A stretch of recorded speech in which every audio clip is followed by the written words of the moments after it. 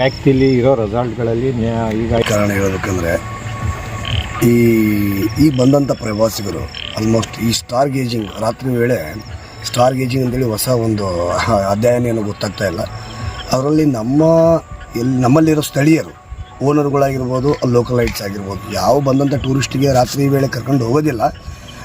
ಅಚಾನಕ್ ಏನಾಗಿದೆ, ಒಬ್ಬ ಕೇರಳದಿಂದ ಬಂದಂಥ ಹೆಣ್ಣುಮಗಳು ಅಂಬಿಕಾನ ಒಬ್ಬ ಹುಡುಗಿ, ಅವಳು ಸುಮಾರು 2-3 ವರ್ಷದಿಂದ ಇಲ್ಲಿ ಆನೆಗೊಂದಿನ ಹೋಮ್ ಸ್ಟೇ ಮಾಡಿ ಇದ್ಲು.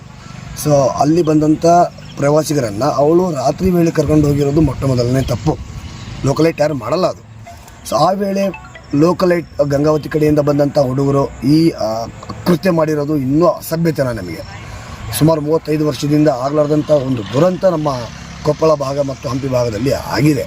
ಇದಕ್ಕೆ ಹಂಪಿಯನ್ನು ಹೆಸರು ಬರ್ತಾ ಇದೆ ಅಲ್ಲ, ಆದರೂ ಈ ರೀತಿ ಆಗಬಾರ್ದಿತ್ತು.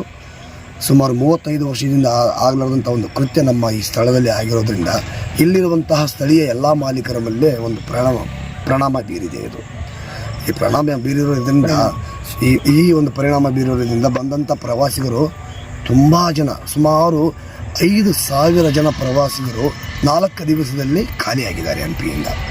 ಸರ್, ಈಗ ಈ ರೆಸಾರ್ಟ್ಗಳಿಗೆಲ್ಲ ನೀವು ಒಂದು ಅಧ್ಯಕ್ಷತಾನ ತಗೊಂಡು ಇಲ್ಲಿ ಎಲ್ಲ ಮೇಂಟೈನ್ ಮಾಡ್ತಾ ಇದ್ರೆ, ಆದರೆ ಒಂದು ದೊಡ್ಡ ಆರೋಪ ಕೂಡ ಐತೆ ಸರ್.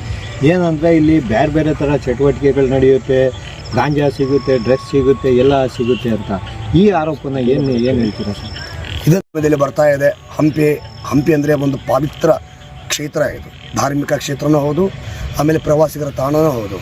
ಈಗ ನಾವು ಎಲ್ಲ ಬಂದಂಥ ಪ್ರವಾಸಿಗರಿಗೆ ಎಲ್ಲರಿಗೂ ನಾವು ಚೆಕ್ ಮಾಡಲಿಕ್ಕಾಗಲ್ಲ. ಹಾಗಂತ ನಾವು ಸ್ಥಳೀಯರು ಯಾರು ಇದನ್ನು ಪ್ರಮೋಟ್ ಮಾಡ್ತಾ ಇಲ್ಲ. ಈ ಗಾಂಜಾ, ಅಪಿಯಂ, ಚರಸು ಈ ಲೋಕಲೈಟ್ ಕಡೆಯಿಂದ ಯಾವತ್ತೂ ಇಲ್ಲಿಂದ ಪ್ರಮೋಟ್ ಮಾಡ್ತಾ ಇಲ್ಲ, ಮಾಡೋದೂ ಇಲ್ಲ. ಯಾಕಂದರೆ ಬಂದಂಥ ಪ್ರವಾಸಿಗರು ಎಲ್ಲಿಂದೋ ಬಂದು ಈಗ ಗೋವಾದಲ್ಲೇ ಲ್ಯಾಂಡ್ ಆಗ್ತಾರೆ, ಡೆಲ್ಲಿಯಲ್ಲಿ ಲ್ಯಾಂಡ್ ಆಗ್ತಾರೆ, ಅಲ್ಲಿಂದ ಸೀದಾ ಬಸ್ಸಿಗೆ ಬರ್ತಾರೆ. ಸೊ ಅವರು ಅಲ್ಲಿಂದೆಲ್ಲ ಪರ್ಚೇಸ್ ಮಾಡ್ಕೊಂಡು ಬಂದು ಇಲ್ಲಿ ತುಂಬ ವಿಶಾಲವಾದ ಪ್ರದೇಶ ಇರೋದರಿಂದ ಸುತ್ತಮುತ್ತ ಅವರು ಒಂದು ನಶೆಯನ್ನು ಮಾಡಿಕೊಂಡು ಹೋಗ್ತಾ ಇರ್ತಾರೆ. ಅದನ್ನು ಕ್ಯಾಪ್ಚರ್ ಮಾಡಿ ಇಲ್ಲಿ ಲೋಕಲೈಟ್ ಮೇಲೆ ಒಂದು ಪರಿಣಾಮ ಬೀರಿಸ್ತಾ ಇದ್ದಾರೆ. ಆಗ ಸರ್, ಈಗ ದೊಡ್ಡ ಪ್ರಶ್ನೆ ಸರ್, ಈಗ ನಿಮ್ಗೆ ಇದೆಲ್ಲ ಮಾಹಿತಿ ಇರುತ್ತಲ್ವ, ಇಂಥದ್ದೆಲ್ಲ ನೀವು ಕಡಿವಾಣ ಹಾಕಕ್ಕೆ ಸಾಧ್ಯ ಆಗಲ್ವಾ ಸರ್? ಸಾಧ್ಯ ಮಾಡ್ತಾ ಇದ್ದೀವಿ. ಯಾಕಂದರೆ ಬಂದಂಥ ಪ್ರವಾಸಿಗರಿಗೆ ನಾವು ನಮ್ಮ ಪ್ರೋಟೋಕಾಲ್, ನಮ್ಮ ಇಲಾಖೆ ಪೊಲೀಸ್ ಇಲಾಖೆಯಿಂದ ಹೈ ಅಥಾರಿಟಿ ಆಫೀಸರ್ಸ್ ಎಲ್ಲ ಅವರು ಒಂದು ಪ್ರಮುಖ ಮುಖಾಂತರ ನಾವು ಮಾಡ್ತಾ ಇದ್ದೀವಿ. ಬಂದಂಥ ಪ್ರವಾಸಿಗರಿಗೆ ಹೇಳ್ತಾ ಇದ್ದೀವಿ. ಸೊ ಚೆಕ್ ಇನ್ ಡೀಟೇಲ್ಸಿಂದ ಹಿಡಿದು ಚೆಕ್ಔಟ್ ಡೀಟೇಲ್ಸ್ವರೆಗೂ, ಆಮೇಲೆ ಎಲ್ಲೆಲ್ಲಿ ವೀಕ್ಷಣೆ ಮಾಡಬೇಕು, ಎಲ್ಲೆಲ್ಲಿ ಡೇಂಜರ್ ಝೋನ್ಗಳಿದ್ದಾವೆ, ಯಾವ ಪ್ಲೇಸಲ್ಲಿ ಹೋದರೆ ನೀವು ಸೇಫ್ ಆಗಿರ್ತೀರಾ, ಅದನ್ನೆಲ್ಲ ನಾವು ಹೇಳ್ತೇವೆ. ಮುಖ್ಯವಾಗಿ ಈ ಡ್ರಗ್ಸ್ ವ್ಯವಹಾರ ಯಾರಾದರೂ ಬಂದರೆ ಮುಖ್ಯವಾಗಿ ನಾವು ಹೇಳ್ತೀವಿ, ನಮ್ಮ ಕೆಫೆ ಒಳಗಡೆ ಆಗಿರ್ಬೋದು, ಆಮೇಲೆ ಸುತ್ತಮುತ್ತ ಇರೋ ಯಾವುದೇ ಗೆಸ್ಟ್ ಹೌಸ್ಗಳಲ್ಲಿ ಆಗಿರ್ಬೋದು, ಈ ರೀತಿ ಪ್ರಮೋಟ್ ಮಾಡೋದಿಲ್ಲ. ದಯಮಾಡಿ ಯಾವುದೇ ಹೋಟೆಲ್, ಹೋಮ್ ಸ್ಟೇಗಳಲ್ಲಿ ಈ ಥರ ಮಾಡಬೇಡಿ ಅಂತ ಹೇಳ್ತೀವಿ. ಅವರು ಹೊರಗಡೆಯಿಂದ ಮಾಡಿ ಬಂದಾಗ ನಾವು ಅದನ್ನು ತಡೆ ಹಿಡಿಲಿಕ್ಕೆ ಆಗಲ್ಲ. ಸರ್, ಬರ್ತಾರೆ, ಅವ್ರ ಸೇಫ್ಟಿಗೋಸ್ಕರ ನಿಮ್ಮ ಕಡೆಯಿಂದ ಏನೇನು ಸೌಲಭ್ಯಗಳಿರುತ್ತೆ ಸರ್? ಮುಖ್ಯವಾಗಿ ನೋಡಿ ಸರ್, ಎಕ್ಸ್ಪೆಷಲಿ ಒಂದು ದೇಶದ ಬಗ್ಗೆ ನಾನು ಮಾತಾಡಬೇಕಂದ್ರೆ ಇಸ್ರೇಲ್. ಸುಮಾರು ಪ್ರವಾಸಿಗರು ಅಲ್ಲಿಂದ ಬರ್ತಾರೆ. ಅವರಿಗೆ ಮುಖ್ಯವಾಗಿ ನಮ್ಮ ಭಾರತ ದೇಶ ಅತಿ ಮುಖ್ಯವಾದಂಥ ಒಂದು ದೇಶ. ಅವರಿಗೆ ಪ್ರೊಟೆಕ್ಷನ್ ಪರ್ಪಸ್ ಹೇಳಬೇಕಂದ್ರೆ ಗೋವಾ ಬಿಟ್ಟರೆ ಹಂಪಿಗೆ ಬರ್ತಾರೆ. ಕಾರಣ ಇಲ್ಲಿ ಹೋಮ್ಲಿ ಫೀಲ್ ಇದೆ. ಆಮೇಲೆ ಇಲ್ಲಿರುವಂತಹ ಸ್ಥಳೀಯರು ಅವರಿಗೆ ಒಂದು ಫ್ಯಾಮಿಲಿ ಟೈಪ್ ನೋಡ್ಕೊತಾರೆ. ಆಮೇಲೆ ಇಲ್ಲಿ ಮಾಡಿರೋ ಊಟವನ್ನು ಅದೇ ಊಟ ಅವ್ರಿಗೆ ಬಡಿಸ್ತಾರೆ. ಆಮೇಲೆ ಹೆಚ್ಚಾಗಿ ನಾವು ದೊಡ್ಡ ದೊಡ್ಡ ಹೋಟೆಲ್ಗಳು, ರಿಸಾರ್ಟ್ಗಳೇನು ಕಟ್ಟಿಲ್ಲ ಸರ್. ಯಾಕಂದರೆ ಪ್ರವಾಸಿಗರಿಗೆ 2,500, 3,000 ಆ ರೀತಿ ಚಾರ್ಜ್ ಮಾಡಲ್ಲ ಇವರಿಗೆ. ಒಂದು ಹೋಮ್ ಸ್ಟೇ ಮೇಲೆ 500-600 ರೂಪಾಯಿ ರೂಮ್ ಪ್ರೈಸ್ ತೊಗೊಳ್ತೇವೆ. ಅವರಿಗೆ ಮೋರ್ ಕಂಫರ್ಟ್, ಸ್ವಲ್ಪ ಪ್ರೈವಸಿ ಬೇಕಂದ್ರೆ ನಮ್ಮಂಥ ಈ ಕಾಟೇಜ್ ತಡಿಗೆಯಿಂದ ಕಟ್ಟಿರೋ ರೂಮ್ಗಳಿಗೆ ಬರ್ತಾರೆ. 900ರಿಂದ 1,000 ರೂಪಾಯಿ ಚಾರ್ಜ್ ಮಾಡ್ತೀವಿ. ಅಂದರೆ ಅವ್ರ ಕಂಫರ್ಟ್ ಝೋನ್ ಇದೆ. ಅವರಿಗೆ ಬೇಕಂತಂದ ಊಟ ಎಲ್ಲ ನಾವು ಇಲ್ಲಿ ಅರ್ಪಿಸ್ತೀವಿ, ಅವರಿಗೆ ಅಂದರೆ ಕೊಡ್ತೀವಿ, ತಯಾರು ಮಾಡಿ ಕೊಡ್ತೀವಿ. ಹಾಗಾಗಿ ಅವರು ಹೆಚ್ಚಾಗಿ ದಿನಗಳು ಇಲ್ಲೇ ಸ್ಪೆಂಡ್ ಮಾಡಲಿಕ್ಕೆ ಅವ್ರು ಬಯಸ್ತಾರೆ ಹಂಪಿಯಲ್ಲಿ.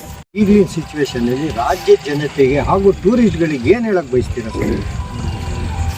ಈ ಒಂದು ದುರಂತ ನಡೆದಿರುವ ಕೃತ್ಯದ ಬಗ್ಗೆ ನಾನು ಮಾತಾಡಬೇಕಂದ್ರೆ, ಪ್ರವಾಸಿಗರು ದೇಶ ವಿದೇಶಿಯವರು ಇಬ್ಬರು ಬರ್ತಾರೆ, ಎಂಜಾಯ್ ಮಾಡ್ತಾರೆ, ಹೋಗ್ತಾರೆ. ಬಟ್ ನಾವು ನಮ್ಮ ಕಡೆಯಿಂದ ಹೋಟೆಲ್ ಮಾಲೀಕರ ಪರವಾಗಿ, ಎಲ್ಲರ ಪರವಾಗಿ ನಾನು ಹೇಳೋದೇನೆಂದರೆ, ದಯಮಾಡಿ ಬಂದಂಥ ಪ್ರವಾಸಿಗರು ಇಲ್ಲಿರೋ ಸೌಂದರ್ಯವನ್ನು, ಪ್ರಕೃತಿಯನ್ನು ಹಾಗೂ ಇಲ್ಲಿರುವ ಮಾನ್ಯುಮೆಂಟ್ಗಳನ್ನು ಹಾಗೂ ಆಧ್ಯಾತ್ಮಿಕ ಐತಿಹಾಸಿಕವನ್ನು, ಈ ಹಂಪಿಯನ್ನು ಅವರು ಎಂಜಾಯ್ ಮಾಡಿ, ಅದನ್ನು ಬಿಟ್ಟು ಬೇರೆ ಕಡೆಯಿಂದ ನಶೆಗಳನ್ನು ತಂದು ಇಲ್ಲೆಲ್ಲ ನಶೆ ಮಾಡಿ ಇಲ್ಲಿ ನಮ್ಮಲ್ಲಿ ಹೋಮ್ ಸ್ಟೇ ಮಾಲೀಕರಿಗೆ ಆಗಿರ್ಬೋದು, ಆಮೇಲೆ ರೆಸಾರ್ಟ್ ಮಾಲೀಕರಿಗೆ ಆಗಿರ್ಬೋದು, ಸೊ ಅವ್ರು ಮಾಡಿರೋ ಒಂದು ನಶೆಗಳ ಮುಖಾಂತರ ಮುಖಾಂತರ ನಮಗೆ ಒಂದು ಧಕ್ಕೆ ಬರ್ತಾ ಇದೆ.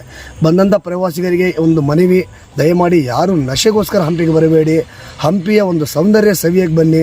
ಆಮೇಲೆ ಹಂಪಿಯಲ್ಲಿ ಸಿಗೋ ಊಟದ ಉಪಚಾರ ಆಗಿರ್ಬೋದು, ಆಮೇಲೆ ಕಲ್ಚರಲ್ ವಿಚಾರ ನೀವು ನೋಡಿ ಅದನ್ನು ಎಂಜಾಯ್ ಮಾಡಿ ಹೋಗಿ ಅಂತೇಳಿ ನಾನು ಬಯಸ್ತೇನೆ.